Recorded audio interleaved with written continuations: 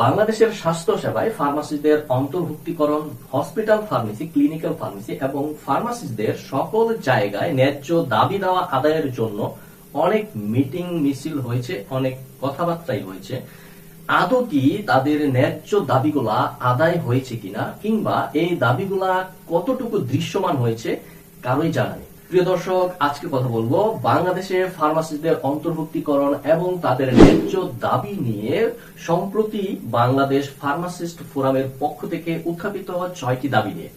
প্রিয় দর্শক, সম্প্রতি বাংলাদেশ ফার্মাসিস্ট ফোরাম স্বাস্থ্য ও পরিবার কল্যাণ মন্ত্রণালয়ের মাননীয় মন্ত্রী মহোদয়ের কাছে 6টি দাবি উত্থাপিত করেছে। আমাদের বাংলাদেশের একমাত্র নৈতিক ফার্মাসিস্টদের নৈতিক সংগঠন বাংলাদেশ ফার্মাসিস্ট ফোরামের মাননীয় সভাপতি ফার্মাসিস্ট আজিবুর রহমান, সাধারণ সম্পাদক ফার্মাসিস্ট মেহেদী হাসান তানভীর এবং প্রচার সম্পাদক ফার্মাসিস্ট মোমিনুল ইসলাম সহ ফার্মাসিস্ট ফোরামের সকল কর্মকর্তা এবং নেতৃবৃন্দ এবং আরো বিশিষ্ট ব্যক্তিবর্গ এই সভাতে উপস্থিত ছিলেন। কি ছিল সেই 6 দাবির নেপথ্যে, জানবো সকল কিছু। শুরুতে বাংলাদেশ ফার্মাসিস্ট ফোরামকে অত্যন্ত ধন্যবাদ জানাবো এবং আমরা যারা ফার্মাসিস্ট আছি এবং ফার্মা বস তাদের এই কাজের সাথে একাত্মতা ঘোষণা করছি। প্রিয় দর্শক, আমরা শুরুতেই জেনে নেব যে 6টি দাবি কি কি এবং এই 6টি দাবি কতটা যৌক্তিক এবং কতটা প্রয়োজন বাংলাদেশের স্বাস্থ্য সেবাকে উন্নত করতে এবং বাংলাদেশের স্বাস্থ্য খাতকে এগিয়ে নেওয়ার জন্য আসলে ফার্মাসিস্টদের কতটা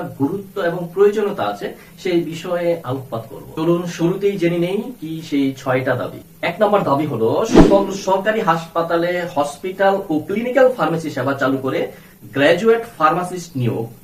উন্নত বিশ্বের আদলে ও বিশ্ব স্বাস্থ্য সংস্থার নির্দেশনা মতে বাংলাদেশের সকল সরকারি হাসপাতালে হসপিটাল ফার্মাসিস্ট নিয়োগ দিতে হবে এবং ক্লিনিক্যাল ফার্মেসি সেবা চালু করে গ্রাজুয়েট ফার্মাসিস্ট নিয়োগ দিতে হবে।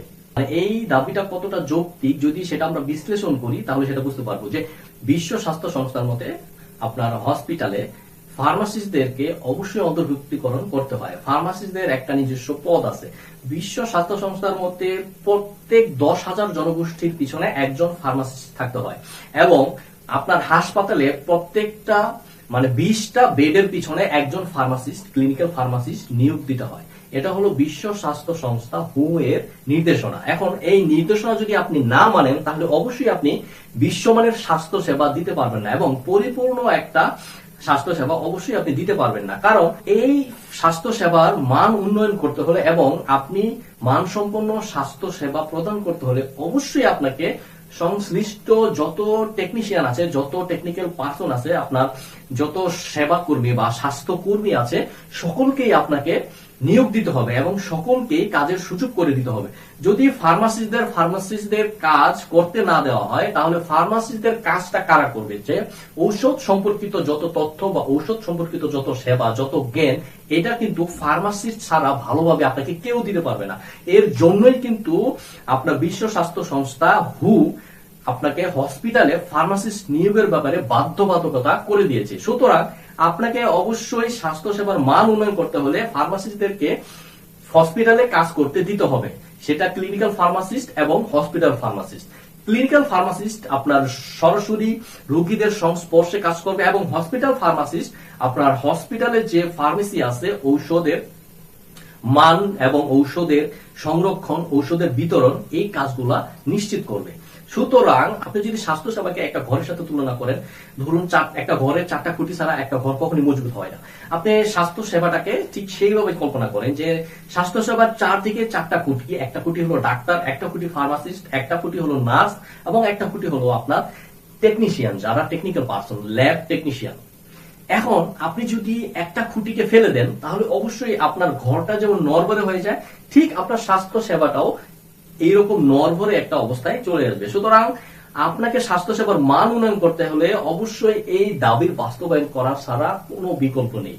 এবার চলুন 2 নম্বর দাবিটা কি সেটা দেখি। 2 নম্বর দাবি হলো বিসিএস স্বাস্থ্য ক্যাডারে ফার্মাসিস্ট অন্তর্ভুক্তি করতে হবে। বিসিএস স্বাস্থ্য ক্যাডারে ফার্মাসিস্টদের অন্তর্ভুক্তিকরণ এটা একটা যৌক্তিক দাবি। কারণ বিসিএস এ আপনার ডাক্তারদের একটা প্রক্রিয়া আছে। বিসিএস এ যদি ফার্মাসিস্টদের একটা নিয়োগ ব্যবস্থা করা হয় তাহলে প্রশাসনিক যে কাজকর্মগুলো ফার্মাসি এবং ফার্মাসিউটিক্যাল রিলেটেড যে প্রশাসনিক কাজগুলো আছে সেটা কিন্তু আরো ত্বরান্বিত হবে এবং ডাক্তারদের পাশাপাশি ফার্মাসিস্টরাও আপনার সরকারি হাসপাতালগুলোতে আছে বা স্বাস্থ্য সেবা সম্পর্কিত সরকারি যত প্রতিষ্ঠান আছে সবগুলাতে কিন্তু ডাক্তারদের পাশাপাশি ফার্মাসিস্টরাও তাদের নিজস্ব কাজগুলো করতে পারবে। সুতরাং এটা কিন্তু একটা যৌক্তিক দাবি এবং ফার্মাসিস্টদের বহুদিনের প্রত্যাশিত একটা দাবি, এবং এই দাবিটা বাস্তবায়িত হলে অবশ্যই স্বাস্থ্যসেবার মান আরো ত্বরান্বিত এবং উন্নত হবে। এবার আসুন 3 নম্বর দাবি। 3 নম্বর দাবি হলো স্বতন্ত্র ফার্মেসি পরিদপ্তর গঠন। একটি স্বতন্ত্র ফার্মেসি পরিদপ্তর গঠন করতে হবে যা হসপিটাল ফার্মেসি এবং ক্লিনিক্যাল ফার্মেসি কার্যক্রমের কার্যকারিতা এবং মান উন্নয়নে সহায়ক হবে। 3 নম্বর দাবি যদি আমরা বিশ্লেষণ করতে চাই তাহলে সেটা হলো যে এই যে সারা বাংলাদেশে যত ফার্মেসি আছে, ফার্মেসি এবং ফার্মাসিউটিক্যালস কোম্পানি আছে যারা, তাদেরকে আপনার পরিচালনা করা, যেমন ধরেন তাদের লাইসেন্সিং অথরিটি, তাদের অডিট, তাদেরকে মেনটেন করা, তাদেরকে পরিদর্শন করা, সকল কার্যক্রমগুলো কিন্তু তাদের এই ডিজিডিএ থেকে পরিচালনা করা হয়। সুতরাং এই ডিজিডিএ কে যদি আলাদা একটা ফার্মেসি পরিদপ্তর হিসেবে প্রতিষ্ঠিত করা হয় তাহলে এই যে প্রশাসনিক যে কার্যক্রমগুলো, ফার্মেসি এবং ফার্মাসিউটিক্যালস যত কার্যক্রম আছে এগুলো কিন্তু আরো মান সম্পন্ন হবে এবং কাজের গতি আরো ত্বরান্বিত হবে, এবং যত প্রতিবন্ধকতা আছে আশা করা যায় সকল প্রতিবন্ধকতাগুলোকে রোধ করা যাবে এবং সুষ্ঠুভাবে এই কাজগুলো সম্পন্ন করা যাবে। এটা একটা যৌক্তিক দাবি, কারণ এটা বিশ্বের অন্যান্য উন্নত বিশ্বে এটা আছে, এই পরিদপ্তরটা মানে ফার্মেসির একটা আলাদা ডিপার্টমেন্ট আছে। এটা হলে আপনার ফার্মাসিউটিক্যালস এর যে সেক্টরটা এটাকে আরো এগিয়ে নিয়ে যায় এবং ফার্মেসি সেবাটাকে আরো ভালো মানে আপনার উন্নীত করা যায়। এটা অত্যন্ত জরুরি এবং যৌক্তিক একটা দাবি। এবার আসুন 4 নম্বর যে দাবিটা, সেটা হলো যে আন্তর্জাতিক মানদণ্ড অনুযায়ী ফার্ম ডি প্রোগ্রাম চালু ও বি ফার্ম থেকে পর্যায়ক্রমে রূপান্তর। পর্যায়ক্রমে দেশের সকল সরকারি ও বেসরকারি বিশ্ববিদ্যালয়ে ফার্মেসি প্রোগ্রামকে বি ফার্ম থেকে ফার্ম ডি তে রূপান্তর করতে হবে। এই দাবিটা অত্যন্ত যৌক্তিক। অলরেডি এই দাবিটা মানে এই ফার্ম ডি প্রোগ্রামটা কিছু কিছু বিশ্ববিদ্যালয়ে চালু হয়েছে এবং এটা খুবই গুরুত্বপূর্ণ একটা বিষয়। ধরেন আপনি বিশ্বের সাথে তাল নিয়ে চলতে হলে আপনার শিক্ষা ব্যবস্থাকে আরো উন্নত করতে হবে, কারিকুলামকে আরো ডেভেলপমেন্ট করতে হবে, এটাই স্বাভাবিক।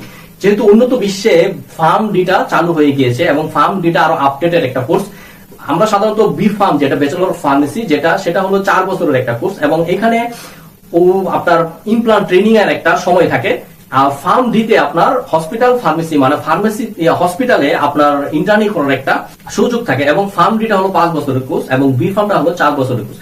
যারা বি ফার্ম করে ফেলেছেন তাদের ফার্ম ডি এর সমমান পর্যায়ে আপনার এই সার্টিফিকেট বা ডিগ্রিটা যদি সমমান করতে চান তাহলে ফার্ম বি ফার্ম যারা করেছে তাদেরকে অবশ্যই একটা ট্রেনিং বা একটা শর্ট কোর্সের ব্যবস্থা করতে হবে যাতে তারা ফার্ম ডি এর সমমান পর্যায়ে চলে আসে এবং স্কিলটা যাতে সমপর্যায়ে থাকে। সুতরাং এই ব্যবস্থাটা অত্যন্ত প্রয়োজনীয়। পর্যায়ক্রমে বাংলাদেশের সকল সরকারি এবং বেসরকারি যে বিশ্ববিদ্যালয়গুলো আছে সেই বিশ্ববিদ্যালয়গুলোতে ফার্ম ডি প্রোগ্রাম চালু করা এবং এটার জন্য অতি দ্রুত ব্যবস্থা গ্রহণ করা, এই দাবিটা অত্যন্ত যৌক্তিক। 5 নম্বর দাবি সেটা হলো যে সরকারি নিয়োগ বিজ্ঞপ্তিতে ফার্মাসিস্ট ও ডিপ্লোমা ফার্মাসিস্ট পদবীর সুনির্দিষ্ট ব্যবহার নিশ্চিতকরণ। বাংলাদেশের আইন অনুযায়ী এবং উন্নত বিশ্বের ন্যায় ফার্মাসিস্ট বলতে শুধুমাত্র গ্র্যাজুয়েট ফার্মাসিস্টকেই বোঝায়। তাই ফার্মেসিতে ডিপ্লোমাধারীদের জন্য সরকারি ও বেসরকারি নিয়োগের সকল সার্কুলারে ডিপ্লোমা ফার্মাসিস্ট শব্দটি নির্দিষ্টভাবে উল্লেখ করতে হবে।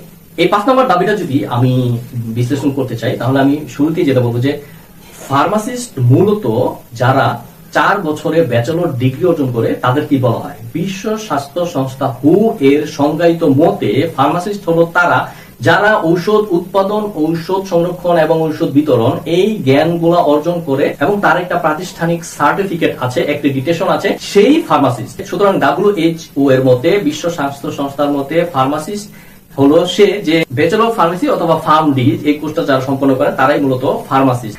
এই কথাটা ফার্মাসিস্টের সংজ্ঞাটা আপনার আমাদের যে বাংলাদেশ ড্রাগ অ্যাক্ট, নতুন যে আইন হয়েছে বাংলাদেশ ড্রাগ এবং কসমেটিক ল 2023, এই লতে বলা আছে যে চ্যাপ্টার 2 আপনার ফার্মাসিস্টের সংজ্ঞায় এই কথাটা বলা আছে যে ফার্মাসিস্ট হলো গ্রাজুয়েট ফার্মাসিস্ট। এখন আপনি যদি এই ল না মানেন তাহলে আপনি কিন্তু অপরাধী। সুতরাং আপনাকে নিয়োগ দেওয়ার ক্ষেত্রে অবশ্যই ফার্মাসিস্ট মানে ফার্মাসিস্টকেই বোঝাতে হবে, এবং ফার্মাসিস্ট যদি চান তাহলে আপনাকে গ্রাজুয়েট ফার্মাসিস্ট এটা মেনে নিতে হবে। প্রত্যেকটা নিয়োগের ক্ষেত্রে, সরকারি এবং বেসরকারি প্রত্যেকটা নিয়োগের ক্ষেত্রে আপনাকে অবশ্যই সুস্পষ্ট একটা ধারণা দিতে হবে যে আপনি কি চাচ্ছেন। ফার্মাসিস্ট চাচ্ছেন, যদি ফার্মাসিস্ট চান তাহলে অবশ্যই আপনাকে মাথায় রাখতে হবে যে সে কিন্তু ব্যাচেলর ডিগ্রিধারী, এবং যদি ডিপ্লোমা ফার্মাসিস্ট চান তাহলে আপনাকে সেটা উল্লেখ করতে হবে, এবং আপনি যদি ফার্মেসি টেকনিশিয়ান চান সেখানে উল্লেখ করতে হবে যে আমি ফার্মেসি টেকনিশিয়ান চাচ্ছি।